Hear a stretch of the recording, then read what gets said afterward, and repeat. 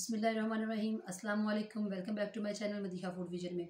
आज अपने दोस्तों के लिए लेके आई हूँ होममेड सेवइयाँ बनाने की रेसिपी।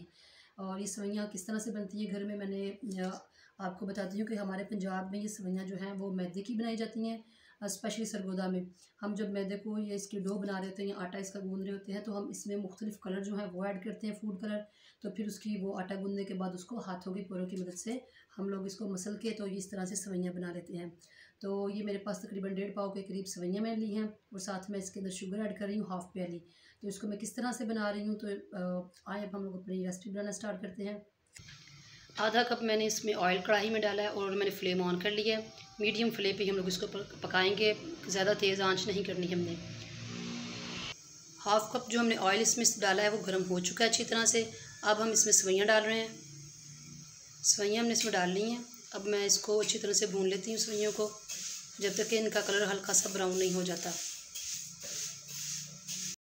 साथ ही मैं इसके अंदर इलायचियाँ डाल रही हूँ, क्योंकि ऑयल के अंदर ये भी जो है ना अच्छी तरह से फ्राई हो जाएंगी तो इनकी खुशबू जो है निकल आएगी। मैं इनको खोल कर डाल रही हूँ। 2 से 3 मिनट हमें लगेंगे इसको भूनते हुए, जब तक इसका कलर चेंज नहीं हो जाता। तो इसका कलर चेंज हल्का हल्का सा होना शुरू हो गया है। कलर इसका चेंज हो चुका है। 2 से 3 मिनट हमें हो गए इसको भूनते हुए। अब मैं इसके अंदर 1.5 गिलास जो है वो पानी लगा रही हूँ। पानी इसमें बड़ी एहतियात से हम लोगों ने इस्तेमाल करना है, क्योंकि अगर पानी ज़्यादा हो गया तो ये ख़राब हो जाएंगी। तो मैंने इसके अंदर 1.5 गिलास पानी डाला है और अब मैं इसके अंदर जो हमारे पास हाफ़ ये कप चीनी थी वो डाल रही हूँ, ताकि ये पानी के साथ अच्छी तरह से मिक्स हो जाए। मीडियम आंच है हमारी, तो हम लोगों ने इसको पकने के लिए छोड़ दिया है। हम लोग देखते हैं कि जब तक इसका पानी खुश्क हो जाता है तो फिर हम लोग इसको दम पे रखेंगे। पानी इसका ड्राई हो चुका है, आप लोग देख सकते हैं। अब हम लोगों ने इसको दम पे रखना है तकरीबन 5 मिनट के लिए। हम लोगों ने इसको दम वाली फ्लेम कर दी है, तो बिल्कुल ही लो कर दिया है। तो अब हम इसको दम पे रख रहे हैं और 5 मिनट के बाद मैं आपको इसकी लुक दिखाती हूँ। दम से हमने इसको हटा लिया है और फ्लेम हम लोगों ने कर दी है ऑफ़।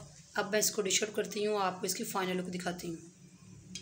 माशाल्लाह से आप लोग इसकी फ़ाइनल लुक देख सकते हैं। मैंने इसको डिश आउट कर लिया, प्लेट में निकाला है। तो ये जैसे कि मैंने आपको पहले बताया है कि हमारे पंजाब की सरगोदा की स्पेशली ये गर्मियों की सौगात है। तो हम लोग इसको इसी तरह से बनाते हैं। और वहाँ जो मैंने पहले दिखाई थी जब वो कच्ची थी तो मैंने सेव करके रख लेते हैं सर्दियों के लिए। तो ये मैंने गर्मियों में बनाई हैं, आप लोगों को दिखाई हैं। तो जिस तरह से मैंने आपको बताया है तो आपने बिल्कुल इसी तरह से बनानी है घर में।